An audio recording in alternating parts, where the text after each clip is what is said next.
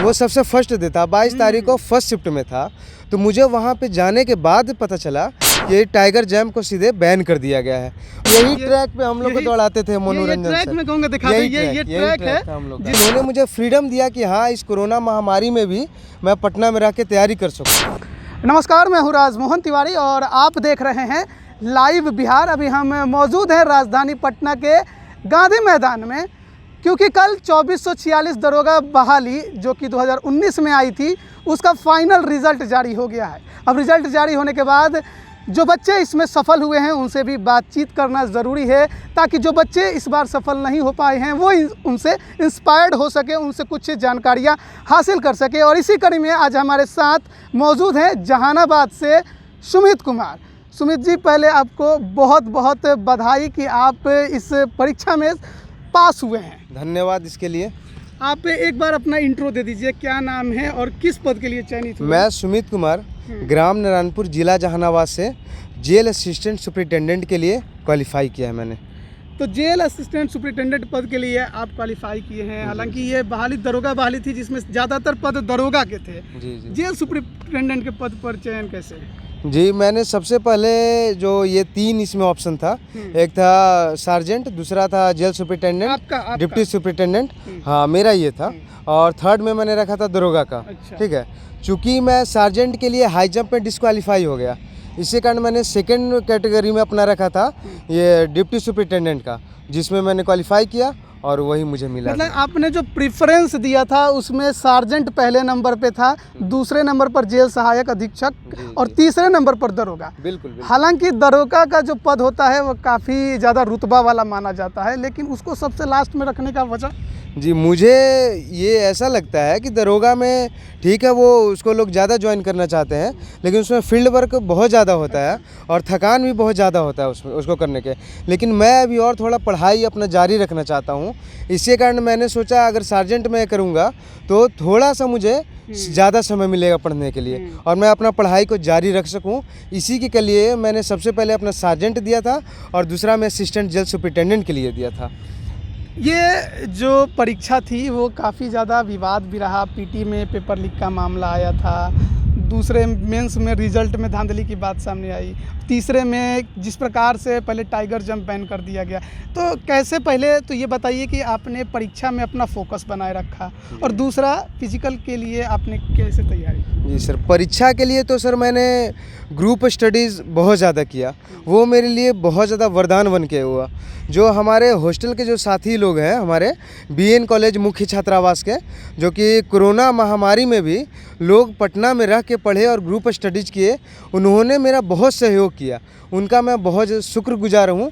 और साथ में हमने लूसेंट और स्पीडी और एडिटोरिया, इन 3 बुकों को हमने फॉलो किया और उसी से हमने सफलता प्राप्त की। और जहाँ तक फिजिकल का बात है, ठीक है, वो उसमें थोड़ा सा दिक्कत इसलिए हुआ क्योंकि टाइगर जंप लोग ज़्यादा कर रहे थे। अच्छा। ठीक है। और मैं भी टाइगर जंप ज़्यादा करता था। सीजर मेरे से उतना क्लियर नहीं हो पाता था। हमारे और साथी लोग सीजर सारे कर रहे थे, लेकिन मैंने ज़्यादा फोकस किया था टाइगर जंप पे, क्योंकि उस पर भी कोई बैन नहीं था। अच्छा। तो मुझे ये पता नहीं था कि वहाँ पे टाइगर जंप जाके डायरेक्ट बंद हो जाएगा। और मेरा जो ये फिजिकल का एग्ज़ाम था वो सबसे फर्स्ट डे था। 22 तारीख को फर्स्ट शिफ्ट में था। तो मुझे वहाँ पे जाने के बाद पता चला कि टाइगर जंप को सीधे बैन कर दिया गया है। हाँ, मुझे ऐसा दिक्कत नहीं था कि सीजर में कूद नहीं सकता था, लेकिन जैसे ही मैंने सुना, क्योंकि मैं टाइगर जंप से मैं 4.5 के ऊपर कूद रहा था और ये जो सीजर था उससे मैं 4 से थोड़ा ऊपर जाता था, कभी नीचे भी रह जाता था। तो मैं थोड़ा सा उसमें उलझन में आ गया कि मैं कैसे कर पाऊँगा। लेकिन लास्टली मैंने किया, सीजर ही किया, लेकिन फिर भी मैं 4.5 क्वालिफाई नहीं किया। इसी कारण मुझे सार्जेंट नहीं मिला और मुझे डिप्टी जेल सुपरिटेंडेंट का कहने पद का अर्थ मिला। है कि जो फिजिकल होता है उसमें 2 बार आपका जंप, हाई जंप लिया जाता है 2 ऊंचाई पर, जी है ना। पहला ऊंचाई आपने क्लियर कर लिया, लेकिन दूसरा नहीं कर पाए थे क्योंकि टाइगर जंप बैन हो गया था। आपने सीजर किया और 1 पार किया था।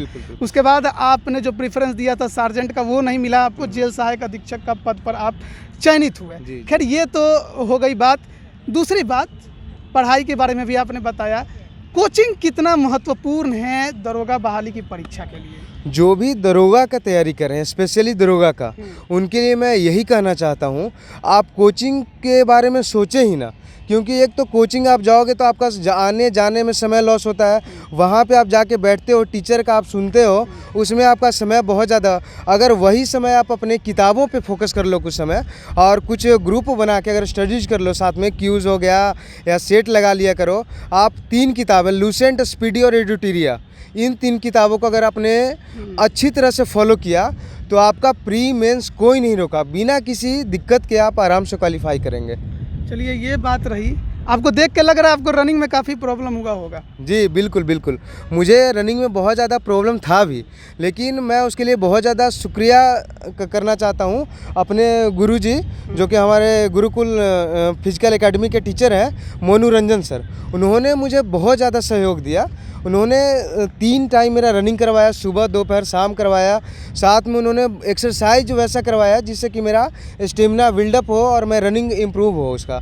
और उन्होंने डाइट भी मुझे फॉलो करने के लिए, हाँ जी हाँ बिल्कुल बिल्कुल, इसी राउंड पे बस यही ट्रैक पे हम लोग को दौड़ाते थे मोनू रंजन ट्रैक सर। में कहूँगा दिखा दे, ये ट्रैक है हम लोग जिस पर दौड़ते थे ये, और आज ये इस ट्रैक को दौड़ कर प्रैक्टिस कर कर आज ये अब चयनित हो चुके हैं इस 2446 दरोगा बहाली में जेल सहायक अधीक्षक के पद पर। और हम अब बात करेंगे योगदान की। किसी भी पढ़ाई को, जब आप किसी भी प्रतियोगिता परीक्षा को क्लियर करते हैं, अपने लक्ष्यों को प्राप्त करते हैं, तो योगदान अति महत्वपूर्ण होता है परिवार का, दोस्तों का। परिवार का कैसा योगदान रहा, शिक्षक का कैसा रहा, दोस्तों का योगदान कैसे रहा? इसमें मेरे परिवार और दोस्तों का, 2 लोगों का बहुत ज़्यादा योगदान रहा। ठीक है, हमारे जो गार्जियन थे, हमारे माता पिता जो हैं, उन्होंने मेरा बहुत ज़्यादा खुल के सपोर्ट किया। इससे पहले भी मैं सीपीओ में क्वालिफाइड था, ठीक है, लेकिन उन्होंने मुझे बोला नहीं बेटा तुम यहीं पे रहो, ठीक है, उसमें मतलब जाने से बढ़िया तुम यहीं पे अपने राज्य के लिए कुछ करो, वहीं पे तुम तैयारी करो। और उन्होंने मुझे फ्रीडम दिया कि हाँ, इस कोरोना महामारी में भी मैं पटना में रह के तैयारी कर सकूँ।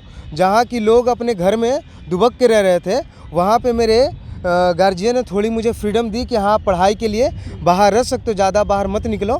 और साथ में मैं अपने दोस्तों का तो बहुत ज़्यादा शुक्रिया गुजार हूँ इसके लिए, क्योंकि उन्होंने मुझे रोका दिल्ली जाने से। ठीक है, उन्होंने मेंस की तैयारी में मेरी बहुत ज़्यादा मदद की। उन्होंने ही मुझे मतलब लूसेंट ये सब कुछ पढ़ने के लिए बताया, और उन्होंने मुझे हर एक कदम पे उन्होंने मेरा सपोर्ट किया। ठीक है, और उसके बाद मैं अपने गुरुजी मोनू रंजन सर जो है, जो फिजिकल के टीचर हैं हमारे, उनका भी मैं बहुत ज़्यादा शुक्रिया गुजार हूँ, क्योंकि उन्होंने मेरे लिए बहुत मेहनत किया और उन्होंने मुझे बहुत ज़्यादा मोटिवेट किया, जिससे कि मैं रनिंग कर पाया आज। चलिए ये बात है, अब बात थोड़ा उन बच्चों के लिए भी करेंगे। आप क्या संदेश देंगे जिनका इस बार चयन नहीं हुआ है? 2213 का दरोगा बहाली बहुत नज़दीक है, तो उनके लिए क्या कहेंगे? मैं तो यही कहना चाहूँगा, कुछ बच्चों का सिलेक्शन हो जाता है, ठीक है, जो कि बहुत खुश होते हैं, कुछ बच्चों का नहीं होता है, एट वंस वो दुखी हो जाते हैं। लेकिन हमें ये सोचना चाहिए कि असफलता जिसको मिलता है तो आगे असफल आदमी ही तो सफल होगा ना। अगर मान लिए कि पहले में आपको सफलता मिल गया, फिर असफलता को जानेगा कौन? उसके आगे आपके लिए बस यही है कि आप मेहनत करो और आप सफल तो बनोगे ही। आप अपने जो लक्ष्य है उससे बस मत पीछे हटना, आप अगली बार सफल आप ही होगे। तो ये थे सुमित कुमार, जो कि जहानाबाद से थे, जिन्होंने इस बार 2446 दरोगा बहाली में जेल सहायक अधीक्षक के पद को अपना लक्ष्य बनाकर, हालांकि सार्जेंट का इन्होंने एग्ज़ाम दिया था, लेकिन चयनित हुए हैं जेल सहायक अधीक्षक के पद पर। बताया कि किस प्रकार से आप इसकी तैयारी दरोगा बहाली की कर सकते हैं, क्या क्या आप करिए, किस प्रकार से पढ़ाई करिए। कोचिंग उतनी महत्वपूर्ण नहीं है, हालांकि करना चाहें तो आप कर सकते हैं। गाइडेंस किसी भी शिक्षक का आपको मिले तो वो अच्छा ही आपके लिए होता है। हालांकि उसके अलावा भी कई ऐसे बच्चे हैं जो सेल्फ स्टडी से पास करते हैं, और ये भी उन्हीं में से एक थे जो पास हुए हैं इस बार की परीक्षा में दरोगा बहाली की, और बने हैं जेल सहायक अधीक्षक। तो आगे की खबरों के लिए बने रहिए लाइव बिहार के साथ। आपका बहुत बहुत धन्यवाद। लाइव बिहार यूट्यूब पर सब्सक्राइब और फेसबुक पर लाइक ज़रूर करें।